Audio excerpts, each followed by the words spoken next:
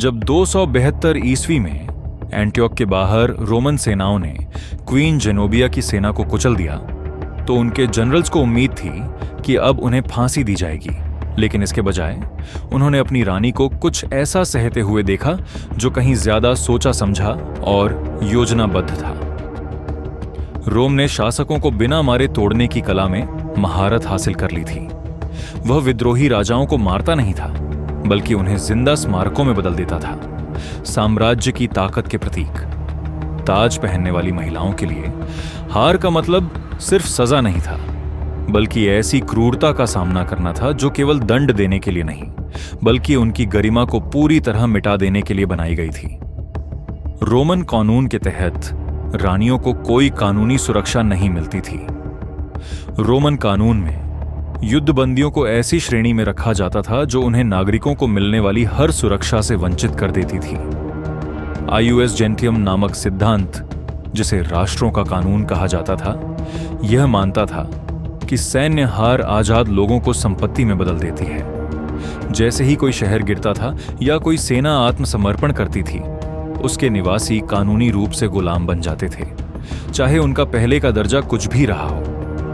एक रानी के पास अपने हारे हुए सैनिकों में सबसे निचले सिपाही से ज्यादा कोई कानूनी अधिकार नहीं होता था। यह कानूनी ढांचा एक भयावह सच्चाई पैदा करता था। रोमन नागरिकों के पास ऐसे अधिकार थे जो उन्हें कुछ विशेष प्रकार की सजाओं से बचाते थे।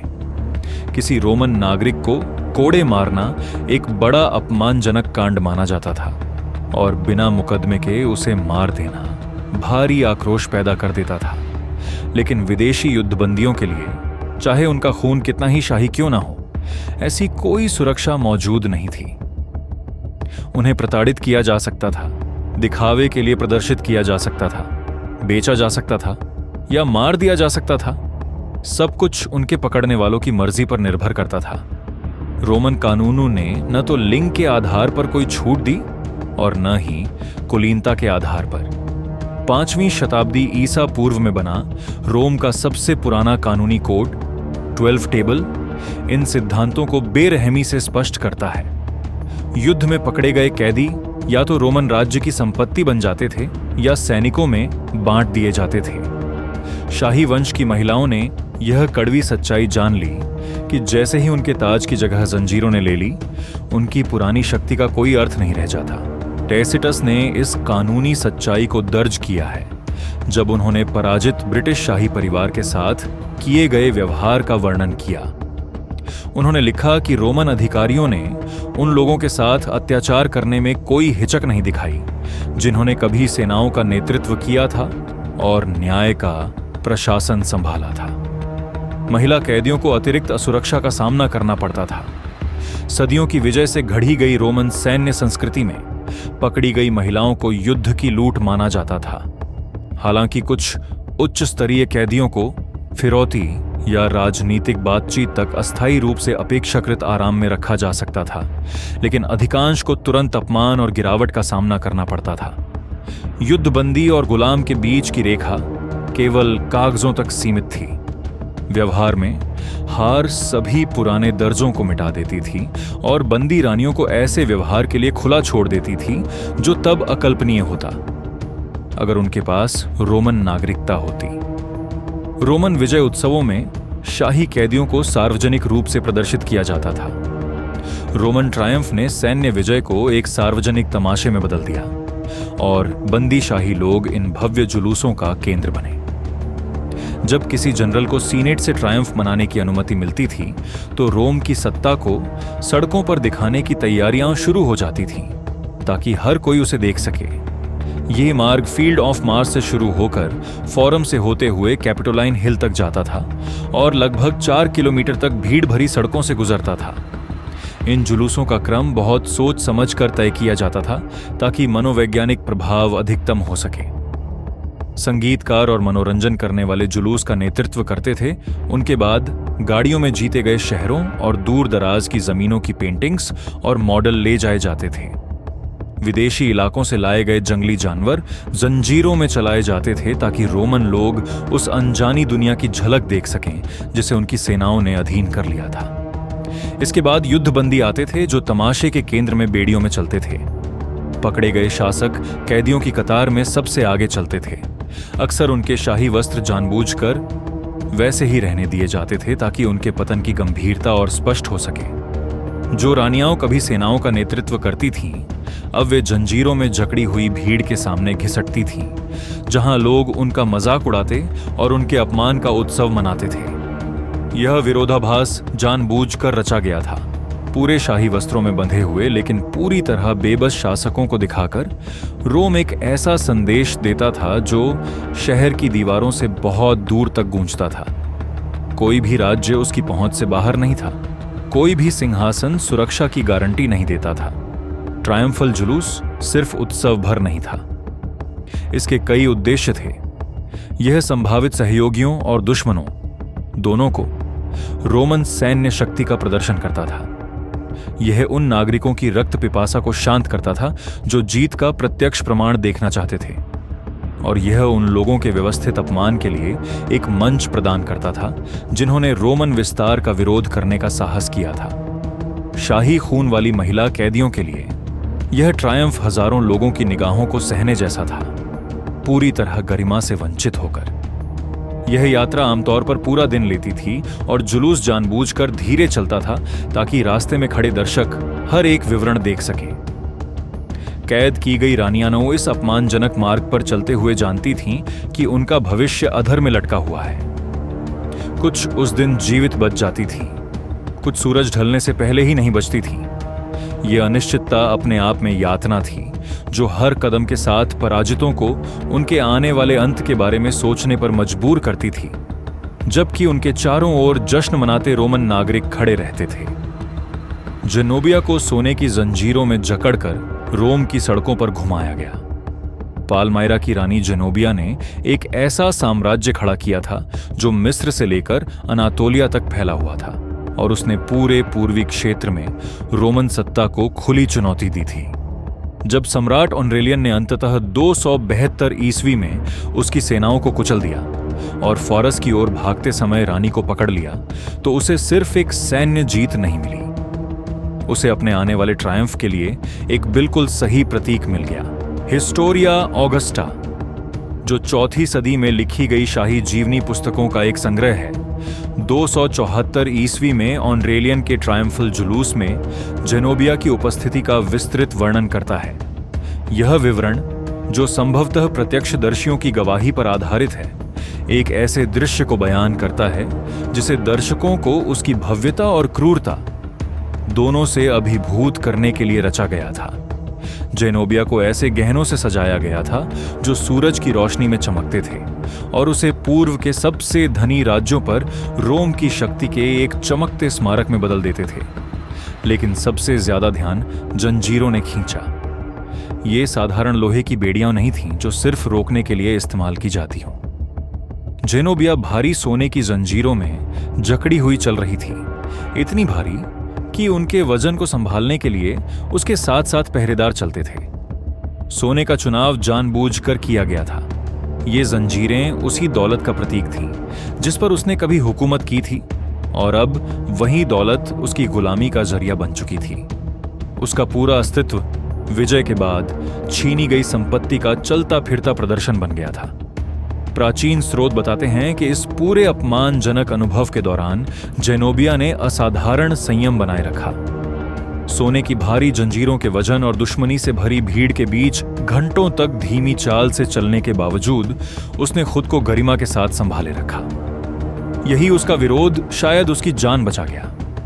संभव है कि ऑनरेलियन उसकी शालीनता से प्रभावित हुआ हो, या उसने यह गणना की हो कि उसकी जिंदा मौजूदगी उसकी मौत से ज्यादा उपयोगी है। ऑनरेलियन ने जेनोबिया को उस फांसी से बचा लिया जो ज्यादातर पकड़े गए शासकों का अंजाम होती थी। इसके बजाय सम्राट ने उसे रोम के पास एक विला दे दिया जहां उसने अपने जीवन के बाकी साल बिताए। कुछ विवरणों में दावा किया गया है कि उसने एक रोमन सीनेटर से विवाह कर लिया और अभिजात समाज का हिस्सा बन गई, और उसकी बेटियों ने भी कुलीन परिवारों में शादियां की। क्या यह दया थी या अपमान का एक और सूक्ष्म रूप? इस पर आज भी बहस होती है। जेनोबिया ने अपने अंतिम दशक रोम की शक्ति की एक जीवित याद के रूप में बिताए। इटली के समाज में उसकी मौजूदगी यह दिखाने के लिए काफी थी कि सबसे ताकतवर रानियां भी रोम की दया पर निर्भर बना दी जा सकती थीं। 60 ईस्वी में जब आइसेनी कबीले के राजा प्रासुटेगस की मृत्यु हुई तो उसने एक वसीयत छोड़ी जिसका उद्देश्य अपने राज्य और अपने परिवार की रक्षा करना था। उसने अपने राज्य का आधा हिस्सा सम्राट नीरो को और आधा हिस्सा अपनी 2 बेटियों को सौंप दिया, यह उम्मीद करते हुए कि यह समझौता आइसेनी की स्वतंत्रता को बनाए रखेगा और साथ ही रोमन मांगों को भी संतुष्ट कर देगा। लेकिन यह रणनीति पूरी तरह से विफल हो गई। सम्राट के अधिकारी, जिनका नेतृत्व शाही प्रोक्यूरेटर डेसियन स्कैटस कर रहा था, ने उस वसीयत को पूरी तरह नजरअंदाज कर दिया। उन्होंने आइसेनी की सारी जमीन और संपत्ति जब्त कर ली और पूरे राज्य को जब्त घोषित कर दिया। जब रानी बौडिका ने इस अन्याय का विरोध किया तो उसे ऐसी सजा दी गई जिसने यह साफ दिखा दिया कि पराजित शासकों को शाही दर्जा किस हद तक कोई सुरक्षा नहीं देता था। टैसिटस, जिनके ससुर एग्रिकोला इसी दौर में ब्रिटेन में तैनात थे, ने इसके बाद जो हुआ उसे असामान्य रूप से सीधे शब्दों में दर्ज किया। बौडिका को सार्वजनिक रूप से शारीरिक दंड दिया गया। सिर्फ कोड़े मारना ही अपने आप में एक गहरा अपमान था। एक रोमन नागरिक को मारने के लिए कानूनी आधार और प्रक्रिया की जरूरत होती थी, लेकिन किसी सहयोगी राज्य की रानी को कोड़े मारना जानबूझकर किया गया सार्वजनिक अपमान था। और रोमन यहीं नहीं रुके। बौडिका की बेटियां, जो संभवतः किशोर थीं और निश्चित रूप से अविवाहित थीं, रोमन सैनिकों द्वारा अपमानित की गईं। टैसिटस ने इन हमलों का वर्णन बहुत संक्षिप्त शब्दों में किया है, जो यह दिखाता है कि ये घटनाएं खुद रोमन मानकों के अनुसार भी कितनी भयावह थीं। इतिहासकार बताता है कि बौडिका को कोड़े मारे गए और उसकी बेटियों का शोषण किया गया, और वह इन अपराधों को उस विद्रोह की वजह के केंद्र में रखता है जो इसके बाद भड़का। यह हिंसा अचानक या बेतरतीब नहीं थी, यह सुनियोजित अपमान था जिसका मकसद शाही परिवार को तोड़ना और आइसेनी लोगों पर रोमन प्रभुत्व दिखाना था। इन अपराधों का सार्वजनिक रूप उनके प्रभाव को कई गुना बढ़ा देता था। यह कोई छिपी हुई हिंसा नहीं थी, बल्कि आइसेनी जनता के सामने किया गया अपमान था। अपने ही लोगों के सामने शाही परिवार को अपमानित करके रोमन अधिकारियों ने यह संदेश दिया कि जो भी साम्राज्य की सत्ता पर सवाल उठाएगा उसका यही अंजाम होगा। बौडिका और उसकी बेटियों के साथ किया गया शारीरिक शोषण और अपमान पूरी आबादी को डराकर अधीन करने के लिए किया गया था, लेकिन यह रणनीति बुरी तरह उलटी पड़ गई। प्रतिरोध को कुचलने के बजाय शाही परिवार के साथ किया गया यह अत्याचार एक ऐसे विद्रोह की चिंगारी बन गया जिसने लगभग रोम को ब्रिटेन से बाहर खदेड़ दिया। बौडिका ने एक सेना खड़ी की जिसने 3 रोमन शहरों को तबाह कर दिया, जिसमें लॉन्डिनियम भी शामिल था, और रोमन नागरिकों व उनके सहयोगियों के 10,000 लोगों का नरसंहार किया गया। टैसिटस एक भाषण दर्ज करता है जो वह बौडिका के मुंह से कहलवाता है, जिसमें वह कहती है कि वह अब एक रानी के रूप में अपने राज्य को बचाने के लिए नहीं लड़ रही, बल्कि एक औरत के रूप में अपने अपमानित शरीर का बदला लेने और अपनी बेटियों की लूटी हुई इज्जत के लिए लड़ रही है।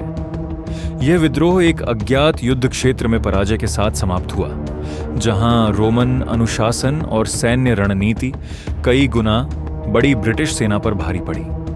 टैसिटस का दावा है कि बौडिका ने पकड़े जाने से पहले खुद को जहर दे लिया। उसकी बेटियों का क्या हुआ, इसका कोई रिकॉर्ड नहीं मिलता।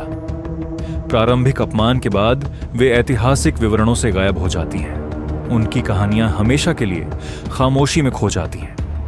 ट्रायम्फ समाप्त होने के बाद फांसी दी जाती थी।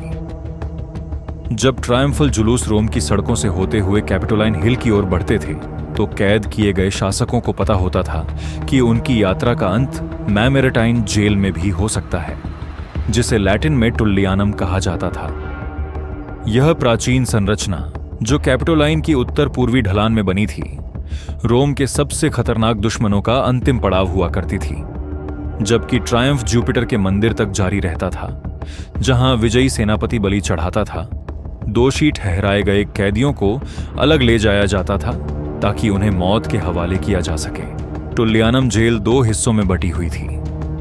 ऊपरी कक्ष एक अस्थायी हिरासत कक्ष के रूप में इस्तेमाल होता था, लेकिन नीचे का काल कोठरी, जिस तक सिर्फ छत में बने एक छेद से पहुंचा जा सकता था, वही असली फांसी कक्ष था। यहीं अंधेरे और गंदगी में रोम के दुश्मनों को मौत मिलती थी। मौत का तरीका अलग अलग होता था।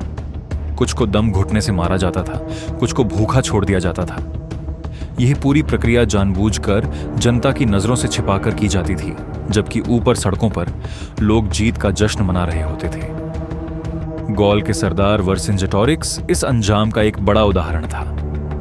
51 ईसा पूर्व में एलिसिया की लड़ाई में हार के बाद जूलियस सीजर ने उसे 6 साल तक कैद में रखा और फिर 46 ईसा पूर्व में अपने ट्रायम्फ में उसे रोम की सड़कों पर घुमाया। जो व्यक्ति कभी ताकतवर और प्रभावशाली था, लंबी कैद के बाद रोमन भीड़ के सामने एक टूटा हारा इंसान बन चुका था। जुलूस के बाद उसे टुल्लियानम ले जाया गया और वहीं मार दिया गया। न्यूमीडिया के राजा जुगरथा का अंत भी कुछ ऐसा ही भयानक था। 104 ईसा पूर्व में मारियस के ट्रायम्फ के बाद जब उसे टुल्लियानम की निचली कोठरी में उतारा गया, तो प्राचीन विवरणों के अनुसार वह डर से पागल हो गया। उसे 6 दिनों तक भूखा छोड़ दिया गया और उसकी चीखें पत्थर की दीवारों में गूंजती रहीं, जबकि ऊपर रोम जश्न मनाता रहा। इतिहासकार प्लूटार्क ने उसके आखिरी शब्द दर्ज किए हैं, जिनमें वह बड़बड़ाते हुए कहता है, यह रोमन स्नान कितना ठंडा है। साइमोन बार जियोरा, जो 70 ईस्वी में यरूशलेम के विनाश के साथ खत्म हुए यहूदी विद्रोह का एक नेता था, उसे भी टाइटस के ट्रायम्फ में दिखाया गया और फिर फोरम में तय स्थान पर मार दिया गया। जोसेफ्स बताता है कि ट्रायम्फल जुलूस जुपिटर के मंदिर पर रुक जाता था जब तक यह पुष्टि न हो जाए कि दुश्मन नेता को मार दिया गया है। मौत की पुष्टि मिलते ही पूरे समारोह का समापन होता था। हर कैदी शासक को तुरंत फांसी नहीं दी जाती थी। यह फैसला विजयी सेनापति पर निर्भर करता था और साम्राज्य काल में अक्सर सम्राट पर। कुछ कैदी जिंदा ज्यादा कीमती होते थे, क्योंकि वे रोम की जीत के स्थायी प्रतीक बन जाते थे या भविष्य की बातचीत में सौदेबाजी के काम आते थे। लेकिन जिनके लिए मौत तय थी, उनके लिए ट्रायम्फ सिर्फ एक अस्थायी राहत था। इसके बाद टुल्लियानम के अंधेरे में उतरना तय था। रोमन सैनिकों द्वारा पकड़ी गई रानियों के साथ किया गया व्यवहार यह दिखाता है कि प्राचीन दुनिया में सत्ता कैसे काम करती थी। नागरिकों की रक्षा करने वाले कानून विजय की सीमा पर खत्म हो जाते थे। पराजय के साथ ही कुलीनों को मिली गरिमा भी मिट जाती थी।